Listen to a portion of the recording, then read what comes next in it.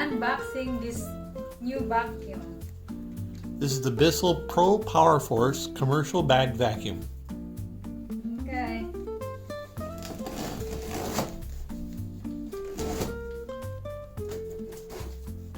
You can see on the floor we also purchased some vacuum cleaner bags from Walmart, and the vacuum itself came from Amazon.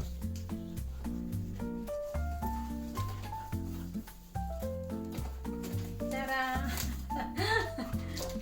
Oh, it comes with a... Okay, so... Oh man. I guess I have to take this one first. It's easy. I'll put in here. And might as well put together.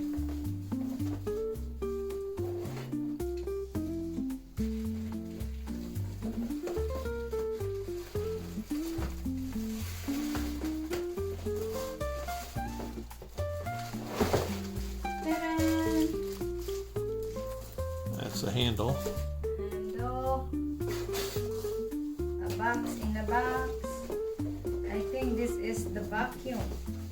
Hold on, let me think if there's more attachment.